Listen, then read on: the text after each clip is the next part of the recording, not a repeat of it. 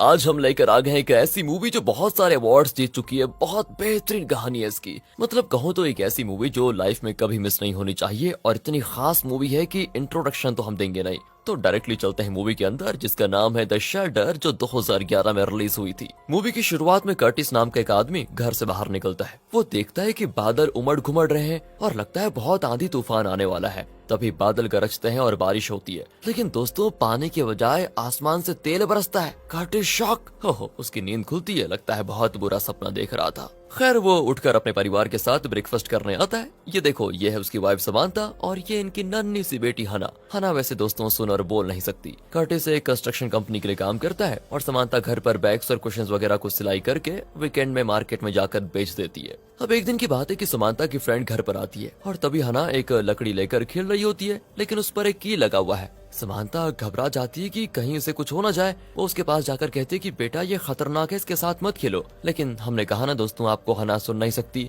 तो वो ज्यादा रिएक्ट नहीं करती। वहाँ कर्टिस काम में बहुत बिजी होता है, लेकिन तभी बारिश आ जाती है और उन्हें काम रोकना पड़ता है। फिर वो टाइम बिताने के लिए अपने साथी के साथ बार में जाकर पीने लगता है। यहाँ समांथा हना को साइन लैंग्वेज में कुछ सिखा रही होती है। बारिश अभी भी नहीं रुकी। कर्टिस अपने साथी को उसके घर छोड़कर खुद घर आ जाता है। तो समांथा बताती है, आज मेरी फ्रेंड आई थी, पर हमारी हना तो पता नहीं उसकी बेटी के साथ खेलने के बजाय पता नहीं क्यों अकेले खेल रही थी। हमें इसको और ट्रेनिंग देनी होगी ताकि ये दूसरों के साथ घुल मिलकर रह पाए। अब अगले दिन कर्टिस घर के पीछे की जगह को सफाई कर रहा होता है, लेकिन तभी फिर से बादल आ जाते हैं, वो भी काले बादल, और बिजली कर्टिस के एकदम पास गिरती है। इनका डॉग भी बहुत भौंकने लगता है। अचानक वो रस्सी तोड़कर कर्टिस की ओर भागता है और उसके हाथ पे काट देता है। कर्टिस तो दर्द के मारे चीखता है और फिर एक बार उसकी नींद खुल जाती है। ओहो, ये भी सपना था। अब वो बहुत कंफ्यूज होता है कि उसके सपने इतने रियल क्यों दिखते हैं और इतने खतरनाक सपने आखिर आ क्यों रहे हैं उसको। उसकी बेटी रोज की तरह डॉग के साथ खेल रही होती है। कर्टिस जानता है कि डॉग ने उसे सपने में काटा था, लेकिन फिर भी उसको डर लगता है और वो हना को डॉग से दूर लेकर जाता है। समांथा पूछती है, अरे ये तुम्हें क्या हो गया है?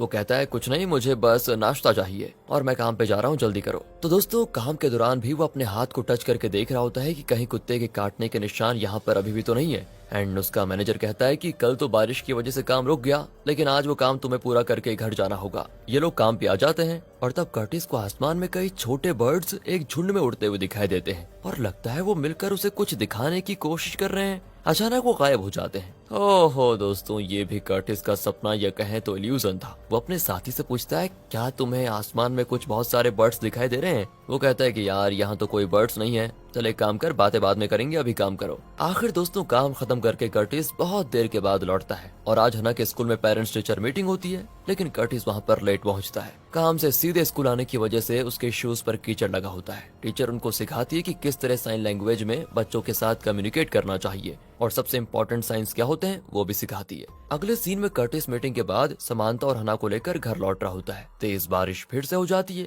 लेकिन तेल की बारिश होती है, जैसा कि पहले भी कर्टिस के सपने में आया था। और जब तेल गिरता है तो वो निकलेगा तो है नहीं, एंड ठीक उसी तरह वो विंडशील्ड से निकलता ही नहीं और कर्टिस को कुछ दिखाई नहीं देता, जिस वजह से वो एक जगह गाड़ी ठोक देता है। कर्टिस के सर से खून बहने लगता है, लेकिन शुक्र है हना सेफ होती है। तभी पीछे से एक आदमी कर्टिस का गला दबाने लग जाता है और ग्लास तोड़कर हना को उठा लेकर जाता है। कर्टिस की हालत खराब हो जाती है और तब पता चलता है ये भी एक सपना था, लेकिन इतना खतरनाक कि कर्टिस सांस भी नहीं ले पाता। दोस्तों वो चिल्लाना चाहता है, लेकिन आवाज ही नहीं निकलती उसकी। अक्सर जब डरावने सपने आते हैं तो उस वक्त हम चिल्लाने की कोशिश करते हैं, लेकिन पता नहीं दोस्तों फिर भी आवाज क्यों नहीं आती। ये मैंने भी एक्सपीरियंस किया है एक बार। एंड मैं सच बताऊं तो उस समय वो कहते हैं ना भूत लग गया, कुछ ऐसे मेरे साथ हुआ था। एंड फिर पंडित जी को बुलाना पड़ा, उसके बाद सब कुछ ठीक हो गया। खैर आगे बढ़ते हैं। यहाँ आखिर कर्टिस थोड़ी बहुत आवाज निकाल पाता है, जिसको सुनकर समांथा आ जाती है, लेकिन कर्टिस उसे बताने से कतराता है कि कहीं वो इसका मजाक न उड़ा दे। इसीलिए वो बात को टालते हुए कहता है कि आज शनिवार है ना, तो तुम मार्केट जाकर अपनी चीजें बेचो, मैं थोड़ा काम पूरा करके आता हूँ। एंड जब समांथा मार्केट चली जाती है तो कर्टिस गार्डन में एक फेंस बना देता है, जिसके अंदर वो डॉग हाउस बना देता है, क्योंकि उसको डर है कि कहीं उसका सपना सच ना हो जाए और डॉग उसको काट ना दे। एंड फिर थोड़ी सफाई करने के बाद वो बेसमेंट के दरवाजे को देखता है, जो कई दिनों से बंद पड़ा हुआ है। वो बेसमेंट को भी साफ करने की सोचता है और बड़ी मुश्किल से चाबी ढूंढकर दरवाजा खोलता है। फिर वो बेसमेंट में जाता है। शाम हो जाती है और समांथा भी मार्केट से सेल करके घर आ जाती है। लगता है आज अच्छी कमाई हुई है इसकी और वो पैसे गिन रही होती है। बड़ी खुश भी होती है कि इस महीने जो हम वेकेशन पे जाने वाले हैं उसके लिए पैसे हो गए हैं। फिर वो कर्टिस से पूछती है कि तुमने डॉग को बाहर क्यों निकाल दिया और वो भी फैंस के अंदर डॉग हाउस क्यों बना दिया तुमने? कर्टिस बहाना करता है कि अरे डॉग को बाहर रहना पसंद होता है, तुम्हें पता नहीं क्या? वैसे उसका प्राकृतिक वातावरण वही है इसीलिए मैंने उसे बाहर घर बनाकर दे दिया है। और तब दोस्तों न्यूज में दिखाते हैं कि एक घर में गैस लीक होने से ब्लास्ट हुआ और घर के सभी लोग मारे गए। ये सुनकर कर्टिस को भी अपने परिवार के लिए बहुत डर लगता है, क्योंकि उसे बुरे सपने भी आ रहे हैं। अगले दिन हना खिड़की पर खड़ी बारिश को देख रही होती है। कर्टिस उसके पास जाता है तो देखता है कि कोई खिड़की के बाहर खड़ा इनको देख रहा है। एंड कर्टिस डरकर हना को उठा लेता है और एक जगह छिप जाता है। बाहर खड़ा आदमी ना दरवाजा तोड़ने की कोशिश करता है एंड इस वक्त पूरा घर हिलने लग जाता है। कर्टिस की हालत फिर से खराब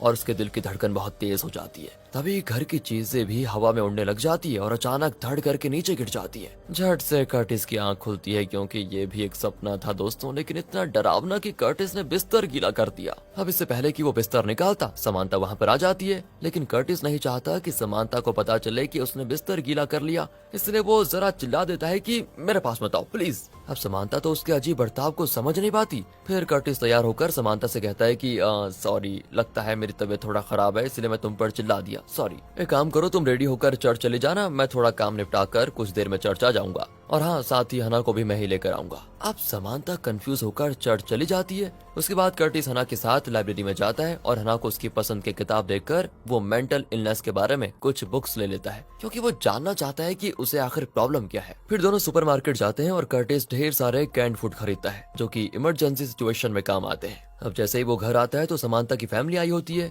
कर्टिस चर्च भी नहीं गया दोस्तों, तो सब उसको बड़ी अजीब तरह से देखते हैं। फिर कर्टिस बेसमेंट में जाकर सारा कैंड फूड वहाँ रख देता है और मेंटल इलनेस का बुक पढ़ने लग जाता है। उसमें कई सारे मेंटल कंडीशन का जिक्र किया होता है, लेकिन कर्टिस समझ नहीं पाता कि उसे क्या प्रॉब्लम है। एंड फिर वो एक डॉक्टर से मिलता है, जिससे वो पूरी बात बताता है। पर डॉक्टर कहते हैं कि ये तो बहुत कॉमन बात है, चिंता मत करो। कर्टिस चौंक कर कहता है कि मुझे सारे सपने एकदम रियल लगते हैं एंड मुझे अब भी हाथ में वहाँ फील हो रहा है जहाँ सपने में मेरे डॉग ने मुझे काटा था, और आप कहते हैं कि ये नॉर्मल है, प्लीज कोई दवा दीजिए मुझे। डॉक्टर उसको दवा देते हैं, लेकिन कहते हैं तुम शहर के साइकियाट्रिस्ट को कंसल्ट करो, शायद वो तुम्हारी ज्यादा मदद कर पाए। यहाँ दोस्तों समांता हना को लेकर इंश्योरेंस एजेंसी में आई होती है, क्योंकि हना बोल सुन नहीं सकती ना, और उसके ऑपरेशन के लिए पैसों की जरूरत होती है। तो समांता पूछने आई हुई है कि इस ऑपरेशन का कॉस्ट मेडिकल इंश्योरेंस में कवर होगा या फिर नहीं। लेकिन तब पता चलता है कि कर्टिस की कंपनी का इंश्योरेंस हना के ऑपरेशन को कवर करेगा। एंड तब जाकर समांता को भी चैन आता है कि चलो कुछ तो बढ़िया हो रहा है। अब यहाँ कर्टिस दवा खरीदने जाता है, लेकिन दवा बहुत महंगी होती है। खुशकिस्मती से मेडिसिन का कॉस्ट भी कंपनी कवर करती है,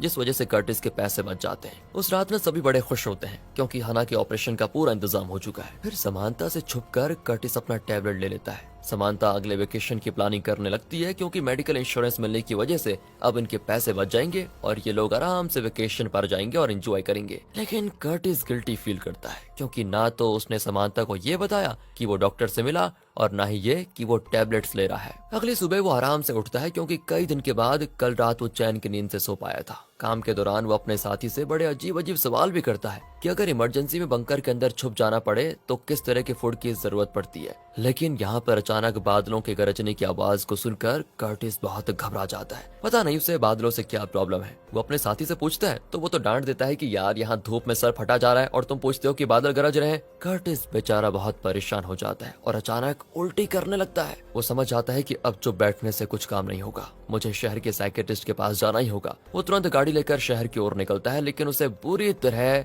चक्कर आने लग जाते हैं और वो एक जगह गाड़ी रोक देता है। एंड उस जगह उसे कुछ कंटेनर्स दिखते हैं जिनका सेल किया जा रहा है। उसको देखकर कर्टिस को लगता है कि वो इसे खरीदकर अपने घर के पीछे एक बंकर बनाएगा, जहां इमरजेंसी में वो अपने परिवार के साथ सरवाइव कर सकता है। फिर वो अपनी माँ से मिलने जाता है, जिन्हें स्किज़ोफ्रेनिया है। जब कर्टिस छोटा था ना, तब से उन्हें ये बीमारी हो गई थी। उन्हें अक्सर रियल जैसे दिखने वाले खतरनाक सपने आते थे और वो कई चीजें भूल भी जाती थी। उनकी हालत भी लगभग वैसी थी जैसे अभी कर्टिस की है। इसी वजह से वो अपने परिवार से अलग हो गई थी। अब कर्टिस पूछता है कि माँ, आपकी ये बीमारी कब शुरू हुई और उसे आपने कैसे फेस किया। लेकिन माँ को तो कुछ ज्यादा पता होता नहीं। उनसे कुछ देर बात करके कर्टिस घर की ओर निकलता है। वो डॉक्टर को कॉल करके कहता है कि मैं शहर नहीं जा पाऊंगा, क्योंकि मुझे चक्कर आ रहे हैं। इसी टाउन में कोई अच्छा साइकियाट्रिस्ट है तो बता दीजिए। डॉक्टर कहते हैं कि मैं तुम्हें उनका नंबर भेज दूंगा, तुम टेंशन मत लो। एंड उसी रात कर्टिस बंकर बनाने का कॉस्ट कैलकुलेट करता है, तो पता चलता है कि बहुत पैसे लगेंगे। अगले दिन वो बैंक जाकर कहता है कि मुझे अपना घर रेनोवेट करना है। बैंक का लोन एजेंट तो कहता है कि तुम तो पहले से घर के लिए लोन ले चुके हो, अब अगर और लोन लोगे तो तुम्हें लौटाने में बहुत मुश्किल हो जाएगी